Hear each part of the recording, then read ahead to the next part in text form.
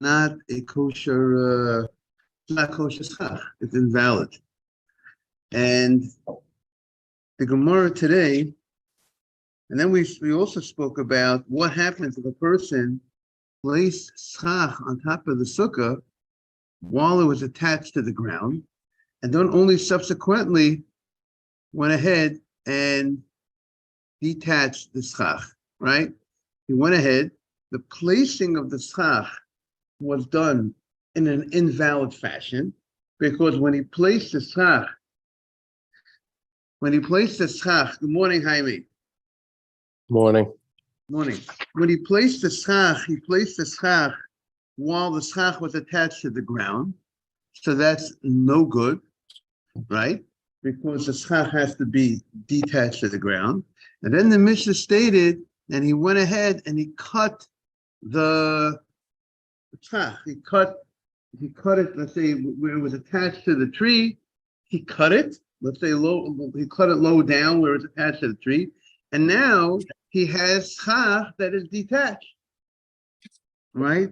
And the Mishnah stated that if you went ahead and you, good morning, Dr. Navid, you went ahead and you detached the schach, you made that cut, the Mishnah stated it's kosher because it's no longer attached to the ground. It's on top of your sukkah, it's covering your sukkah, it's providing more shade than sun, which is the basic amount that a schach that you need to have to cover as a cup, more shade than sun, and it's detached from the ground. That's what the Mishnah stated. Comes the Gemara, we are on, you're welcome, Mr. Pitesh. You're on 11a2 by the Gemara. Yotiv Rav Yosef Kamed Rav Huna. Rav Yosef was sitting in front of Rav Huna. V'yatev kama. And he's saying the following. He's reporting to Rav Huna. He's saying, "O shekasasan kishera." The Mishnah stated that if you cut the branches after it was placed on the sukkah while it was attached, if you cut it, it's kosher. But Rav says, "Sarach lenaneya." You still have to move a little bit the schach after you cut it from the tree. It's not good enough to just say, okay, he cut the branches from the tree. They're no longer attached to the tree. It's kosher. That's not good enough. You have to shake. You have to move a little bit the schach. And the way Rashi says, the language of Rashi is they have to pick up each one. You pick up each one the way Rashi says. It's interesting, Rashi doesn't just say to move it a little bit. Actually, Rashi says to magbia, pick up each one and you place it down. That's what you need to do. That means as long as you didn't pick up the schach and put it back on, the sukkah is invalid. Now the question is, what's the reason behind this ruling? Why isn't it sufficient that he cut the schach? Now it's Mr. Haber, you hear the question? If you cut the schach, now it's no longer attached to the ground because you cut it. So what do I need to actually pick up now? I have to pick up each piece that was attached, that originally was attached to the ground. It's no longer attached to the ground. So Rashi explains what is the issue going on over here. So Rashi says, morning Simon. Rashi says you don't have to actually, take to see Rashi at the beginning of the Rashi. You want to look at the Rashi, Biyatev. You have the Rashi, it's the first Rashi by the Gemara. There's a Gimel Mem on the right side. Rashi is very eloquent. Mr. Haver, let's make sure you got it. Right over here. This Rashi over here. This is Gemara. Right? Everybody have it? Jaime, you got it? 111a2, the Rashi where it says by the Gemara. V'yatev Rav Yosef, v'kama hachi. He says the following. Haditnan, that which we add, and we got haditnan, that which we learned in the Mishnah, shekasan k'sheira. If you cut it, it's kosher. Omar Rav lo. Rav says, Nehid ein sarich lalzon l'sotra kula. You don't have to go ahead and take the schach completely off and put it back on. But you have to move a little bit. So this beginning of the Rashi sounds like you just have to move it a little bit. You don't have to really pick it totally up. Just move it a little bit. Those that were placed while it was attached, after you cut it. Why? You have to create a new making of the schach. You have to create a new making of the schach. Why?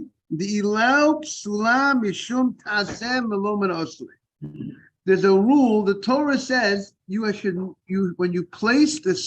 you make the sukkah, when you place the schach, that placing of the schach should make the sukkah kosher. The hachi mashma, sukkot taseh, kisha'ata oseh otah. When you make the sukkah, tehei ru'uya l'sukkah. The moment you put on the schach, it needs to be ready to roll.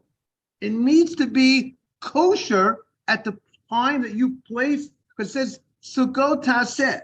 The pasuk, you should make the sukkah, you make the schach, and at the time you make the schach, it's kosher. But if when you place the schach on, it was not kosher because it was attached to the ground, that sukkah is not good.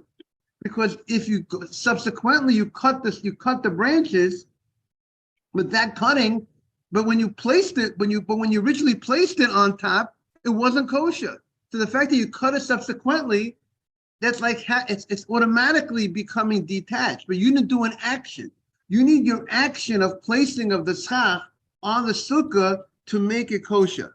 You cannot use something. Good morning, Mark.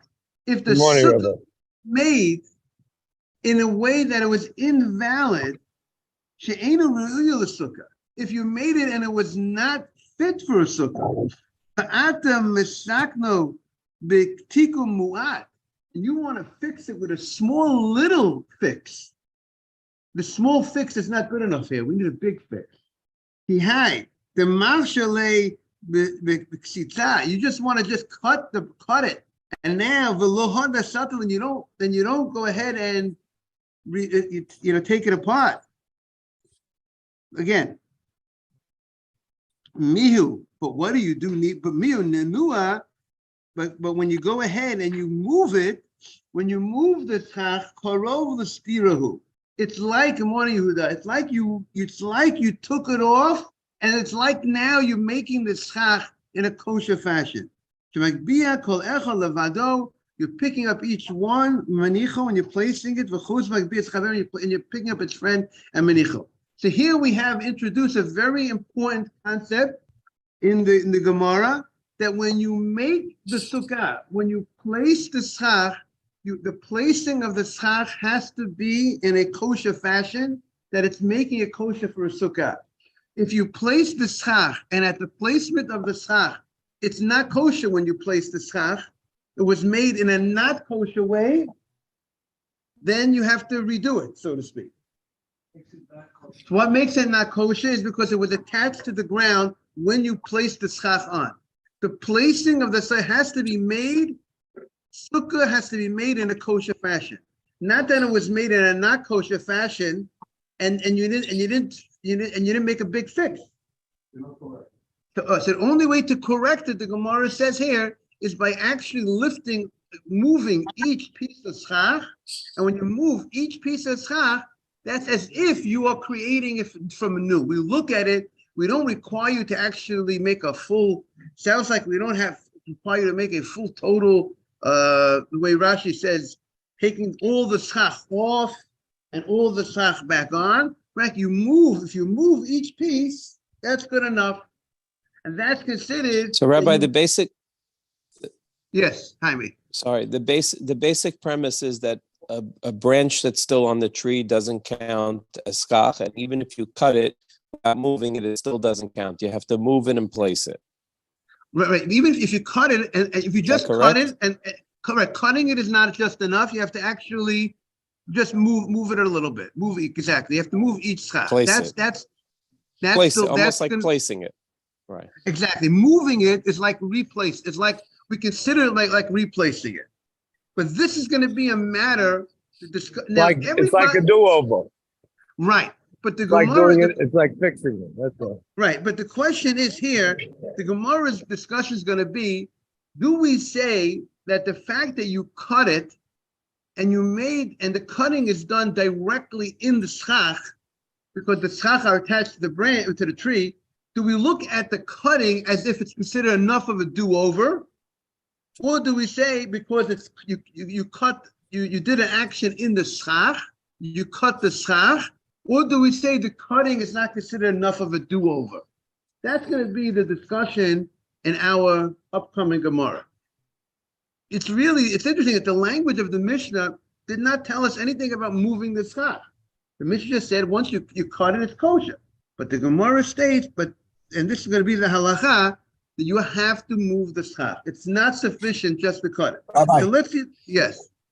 Rabbi, what about because it says you have to roll out, like when you put the schach, you have to be ready to go in. It should be kosher. What about if you build a sukkah with 4 beams, with no walls, so it's still not a sukkah, and you put that schach on top of it, but it's still not ready to move in because it's not a sukkah. Then you cut the branches, then you put the walls. Now you're ready to move in. Right. So what you're saying, Dr. Navid, we're going to see more in the halacha. They also say you first have to make the walls first, and we're going to see about making the walls and then the schach. Right? If you put on the schach first without having the walls, it would seem from this it would sound like it's no good, because when you put on the schach, you didn't have walls. So we're going to see more about that. We'll take out the Mishabura maybe later this week. We'll see about first making sure the walls are up first before you put on the schach. Very good. Wait. So if I put up my frame, and then I have the walls that I put on, I could put them on after the schach or before the schach. No, we're saying if I put the regular kosher schach on and then put the walls on after, that's a problem? From this Gemara, we're going to see, Mark, we're going to see, we can take out the Mishnah Berurah. I'm going to take it out right now. Maybe we'll look at it. You don't have to take it out now. Okay, but I might have been doing it wrong. We'll take it out to maybe tomorrow. But based on our discussion in the Gemara, a goy builds my sukkah, so I don't know if he puts it on after or before. Okay, so that would be right. Okay, so that's going to be a good question. We're going to look it up, because it's based on this Gemara. It would seem that when the schach is placed on the sukkah, it should be kosher. The sukkah should be ready to roll. It should be fit. Rashi says it should be fit for a sukkah.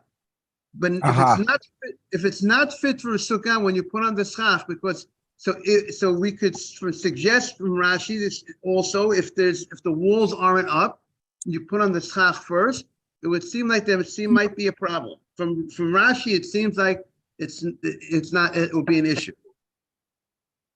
But the question is, pasul or not? Okay, so if from Rashi, again, it would be pasul. But if you move but again, Mark, you see, there's also a difference. See, when a guy makes a sukkah, over there messing things up on. Mark, you spoke yesterday. When a guy makes a sukkah for a person, correct? Everyone listening? Yeah. You have a guy make a sukkah for you. The common practice is, if the guy makes a sukkah, you, the Jew, will move some of the schach. Right. Some of the schach. We don't require the Jew to move all the schach. We require a small piece of schach. Let's say about a tefach of schach. Let's say a tefach 4 inches by 4 inches a small amount of schach, we say you move. We don't require you, we don't say you have to move the whole thing. So are But you if- saying if he put the stock on first and then put up the wall, like Doc said, that all I have to do is still move the stock? No, I want to say it could be that you might need to move every piece. That's the Oh my difference. gosh. Because let's explain the And difference. again, my firm question is, if he put the stock up first, it's pasul. Right, it's not kosher for sukkah. Oh my gosh. Okay, we're gonna look into it, Mark, but I want to make it I want to explain what you asked yesterday, and I want to explain what you asked yesterday today. You asked about a guy making a sukkah for a person. And let's say the guy first, you have the walls, and then you put on the schach. That sukkah is considered a kosher sukkah when the guy makes a sukkah, except we require we ask of the Jew to move a little bit of the schach, meaning the sukkah is kosher. Why is it a kosher sukkah? That's my understanding. Right. Why is it a kosher sukkah? Because it was made for the purpose of shade, for the purpose of the holiday. It's a kosher sukkah, even though the Gentile went ahead and put together the sukkah. It's kosher. It's made because we had the Gemara earlier. Sukkah goyim sheirah. The Gemara said if a sukkah was made by goyim, and now you want to go in and use it for the holiday, and if everything was done properly, if there's proper shade, and the sukkah was made for the purpose of shade to protect from sun, correct? So that's a kosher sukkah. The halacha only says, okay, do something to make sure to show that it's made, that it's for the holiday of Sukkot. If the guy made it, you should just move some of the schach, small amount. But the sukkah, but the actual structure is a kosher structure that just requires a little bit of handling from the Jew.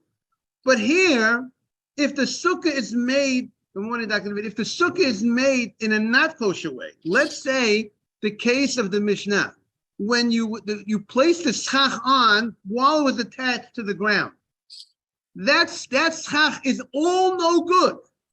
Now, when you cut it, you need to move every branch because every branch is considered not fit.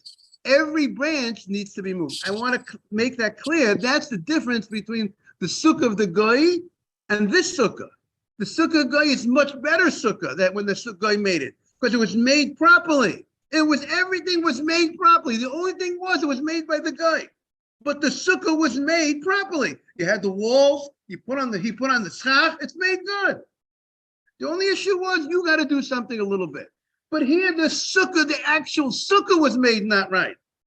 Because you placed the schach on while it was attached to the ground.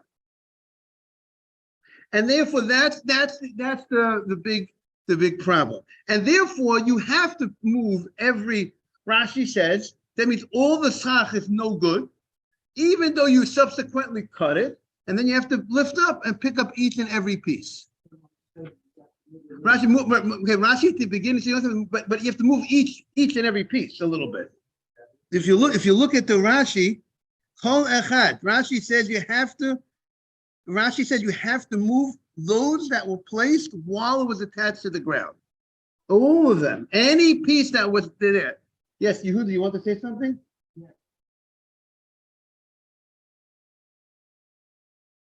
They had a question in LA. Yes. Basically, even something ground or before the circle is ready, you can take off the stuff, put it back on. Yeah, very good. If you take off but there you have to take off every. You took off all the whole stuff. But when yeah.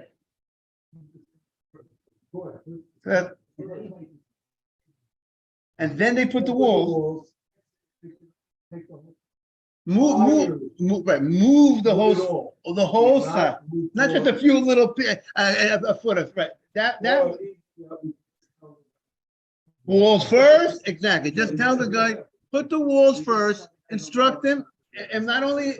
And by the way, don't just instruct him, Mark. Have someone watch that he does it right. Don't just rely on just telling the guy how to do it. We got to be on top of things, right? We got to be on top of things. That's what will come out this is what will come out from our Gemara, but we're going to look into the halacha tomorrow. We'll come prepared with the halacha, a little bit more practical halacha. Rebbe, the skach is Morning, a Mr. very, Silverman. good morning, Rebbe. The skach is Yeah. a very holy item, and it's only really done by the Baal Habayit usually. That's what we learn. I think, Mr. Silverman, in general, there's a concept when you do a mitzvah. When you do a mitzvah, it's always better. Mark, this is also an important point. When you do a mitzvah, it's always better that you do it than have someone else do it, even having another Jew do it. So the Meaning, skach if is the skach becomes the holiest part because it's not right, mekabel tumah. right. Even if it's very holy, but technically, Yes. I could technically have a Gentile place the schach on, and like we said, you just have to move it. You move it a little bit. You move a small amount. But We do a l'shem yachud before we do the skach. okay, very good. Holy. You're our holy man, Mark. You, Mr. Silverman, Michael. You know that. Yeah. As long as I'm not leaking. No, thank God you're not. Okay. Yes. Okay. So now we're continuing the Gemara. Yativ Rabbi Yosef. Again, everyone back to the Gemara. Yativ Rabbi Yosef kamed Rav Huna. He was sitting in front of Huna. V'yativ ka'amar. Oh, shekosem b'sheira. If you went ahead and you cut it, it's kosher. V'amar Rav sarich lenaneya. Rav says you have to move the schach. Okay, that's what Rav's addition to our Mishnah. Meaning the Mishnah didn't state it, but to him it's the obvious. The Mishnah sometimes the Mishnah doesn't. The Gemara says the Tana of the Mishnah likes to talk in short.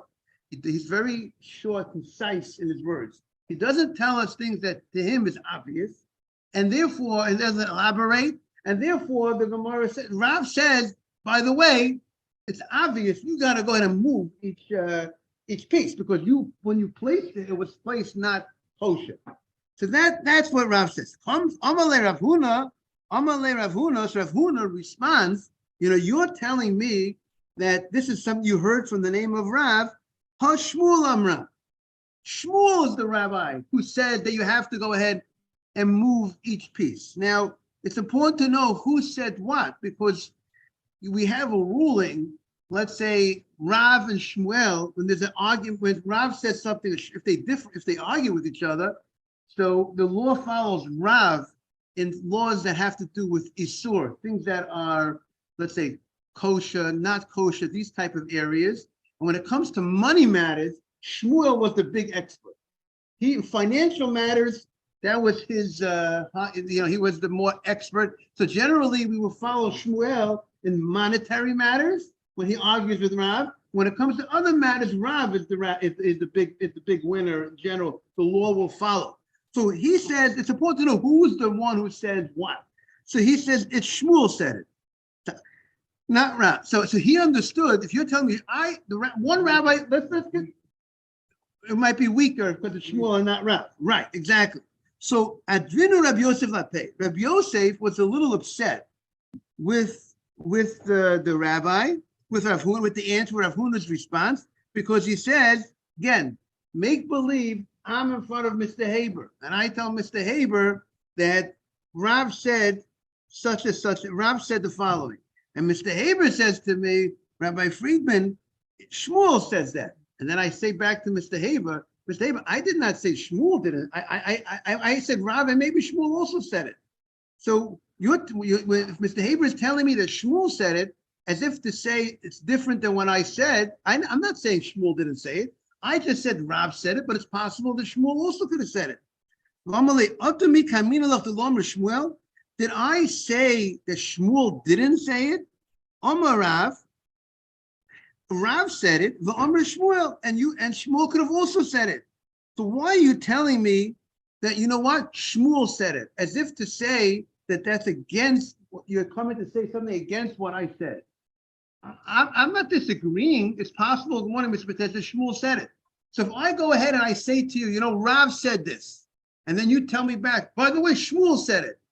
Is that a question on what I said? I say it could be Rav said and Shmuel said. I said Rav Yosef said something. And then you tell me back, Rav Moshe Feinstein said it. Okay, Rav Yosef said it and Rav Moshe Feinstein said it. What's the question on what I said? But if I said Rav Yosef said it, and you tell me Rav Moshe Feinstein said it. it's not a contradiction to what I said. And it sounds like by you responding, Ramosha Feinstein said it, as if to say something, you're going against what I said. Is that clear? I don't know if it's clear. It's a little tech. Really got it? I say Rav Avadi Yosef said something. I tell Mr. Batesh, Rav Avadi Yosef said something. Said the following. And then Mr. Batesh says, Ramosha Feinstein said it. Now, are you is that a question on what I said? Are you negating what I said, or they saying they both said it? So I come back to Mr. Batesh. Could be Ramosha Feinstein said it, but it's not a contradiction to what I said. So it comes to go. So that's what he said. It sounds like Mr. Batesh responds, but Moshe Feinstein said it. Sounds like you're coming back to say something against what I said, and that's why the rabbi says, what did I do wrong? What am I saying wrong that you're coming back with that statement? So the Gemara says no, because Mr. Batesh is saying it's not the way I said it. There is a question on what I said. It's not that Rav Avad Yosef said it. Rav Moshe said it, and not Rav Avad Yosef. But you saying that, you're saying not, you're negating what I said. So that's what the Gemara says. The Gemara says, Omale Rav Huna. Rav Huna says again. So he says, did I say Lo'omer Shmuel? Did I say Shmuel didn't say it? Omar Rav. I only said that Rav said it for Omar Shmuel. And Shmuel could have also said it like you say Shmuel said it. So Shmuel said it's not a contradiction to what I said. Omale Rav Huna. So Rav Huna says back, Hachi Kaminalach. This is what I meant to say. I meant to say, you're not correct. I'm negating what you said. You said that Rav said it. Rav did not say it. Don't quote this law in the name of Rav. Shmuel Amra. Shmuel is the one who requires that you have to move every piece. You have to move each piece. The low Rav. Rav does not require you to move the pieces of the schach. Morning, Mrs. Sutton, and a big mabruk to Mrs. Sutton on Jojo's making a brit Shabbat. The Shmuel Amra. Shmuel is the one who said it. The low Rav. Rav did not say such a thing. Why? Because Rav was much more lenient in this case. We're talking about a case that someone placed the schach on the sukkah, the covering, in a way that it was not kosher, because he did not cut the schach first. It was still attached to the tree, and that's not kosher. And now you cut it, and now the question is, once you cut it from the tree, do you have to move each piece of schach, or you don't have to remove it? Or you could just leave it as is. Now it's detached. Is it good enough? So comes the Gemara and he says, Rav holds you don't have to do anything. Just the cutting is as if you made it now. The cutting, since you did an action in the schach itself, what was your action? You didn't move the schach, but you cut the schach because you cut those branches that were attached to the tree. That's called it's like we look at it like you placed the schach now. And therefore that's good enough. And it's a kosher sukkah. Now, yes.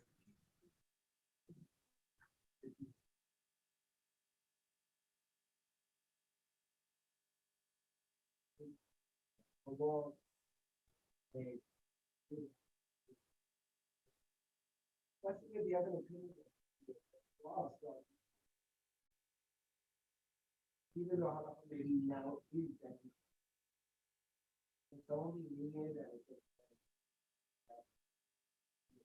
Because once the halacha, again, we have a dispute. Right. Again, there's going to be a landing. I mean, there's going to be there's going to be a Shulchan Aruch.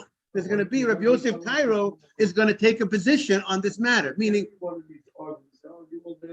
going to right now. It could.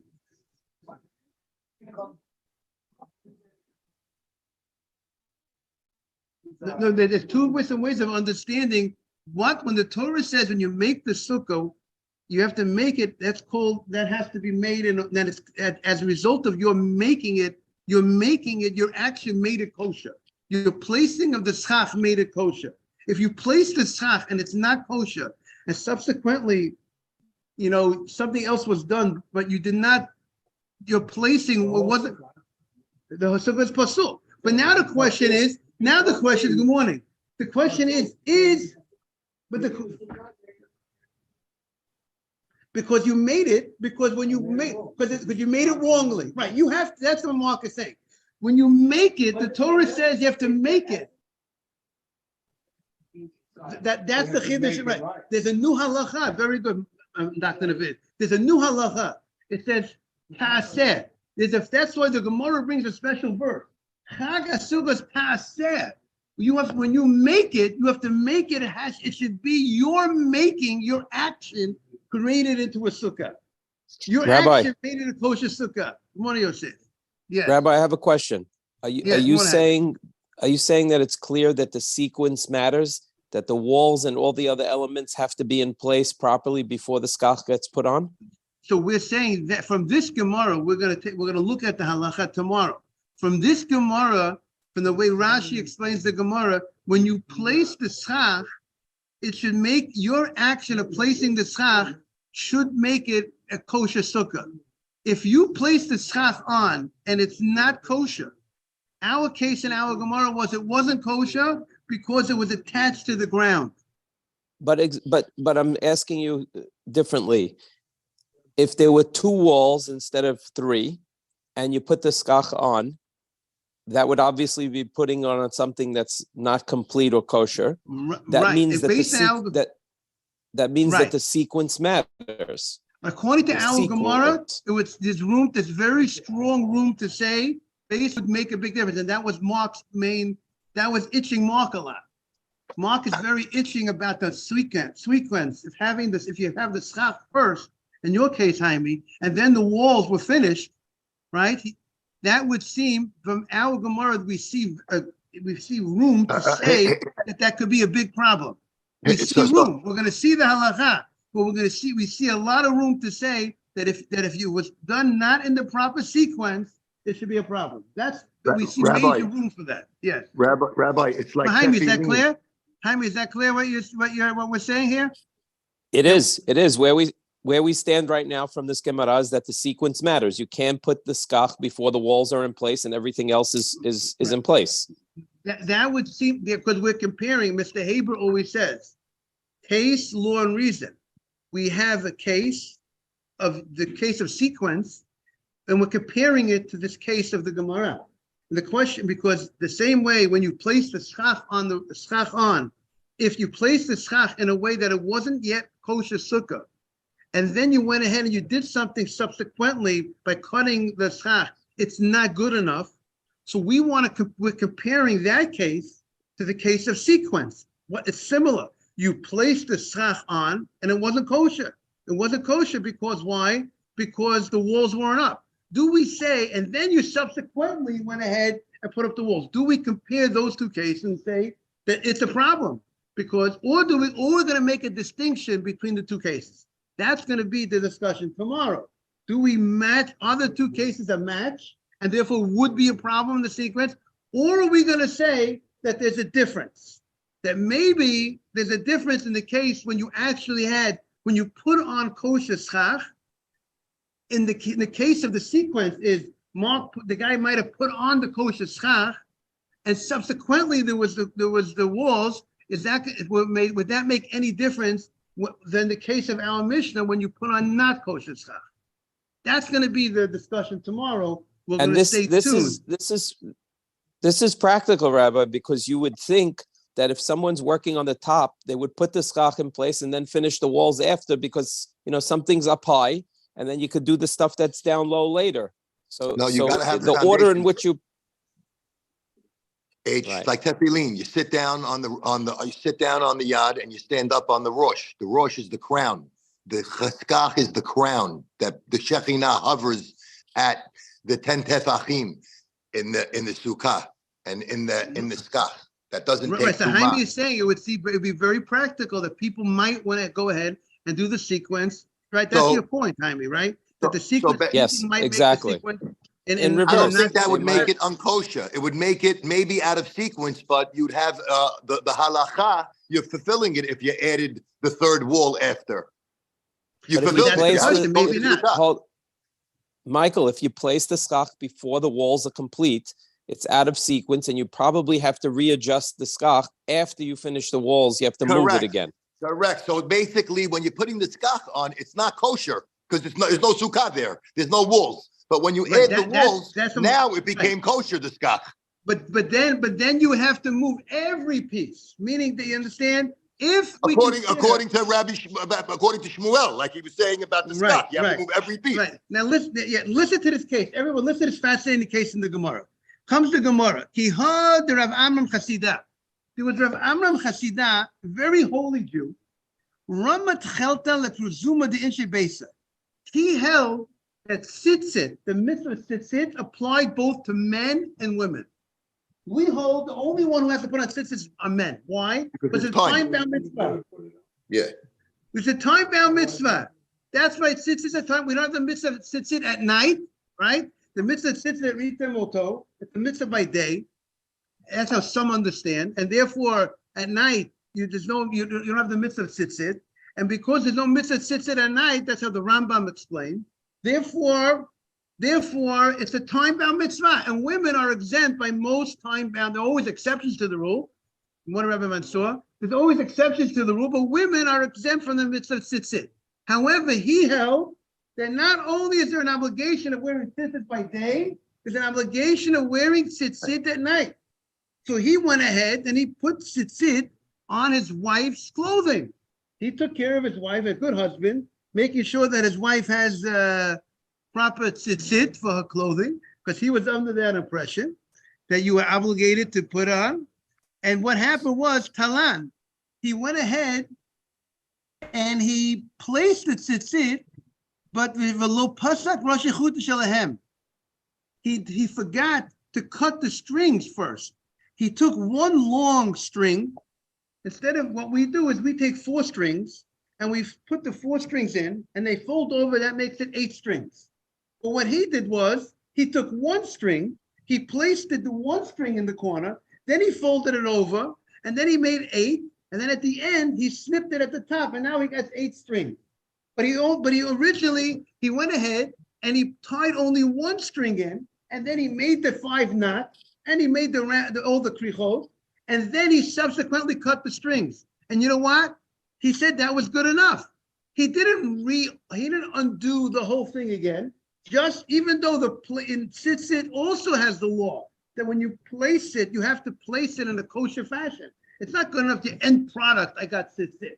You got to go ahead and when you place it in, you have to make it. You have to make it it should be a kosher fashion. And he said it's good enough. The Gemara says, "V'lo pasak rosh echut shalahem." And what happened that he had not cut each string before. He didn't have 4 strings. He started with 1 string and he knotted and he tied the 5 knots around the 1 string. He came in front of Rav Chia bar Ashi and Amalei, and he told him, Hachi Amar Rav. Rav said, Mefaskan, you just have to just snip those strings, and now you have 8 strings. And that's good. Alma, we see Shikatan Zuyat, we look at the cutting of the string, since you're doing something in the string itself, as if you're making it from the beginning. So therefore, this opinion holds, if you cut the schach, that's like fixing it, and that's good enough. We'll see tomorrow more about our amazing question today. Have a great day, everybody. Great to have such an amazing crowd, both online and both in person. And I had the honor to go to Rabbi Mansour's yeshiva 2 weeks ago in the Holy Land. I spoke there. It was a beautiful yeshiva. A beautiful yeshiva. It's very, very beautiful. Welcome, everybody. Wishing everyone a great day. Thank you. Have a great day. Great day, everybody. Bye. Bye-bye.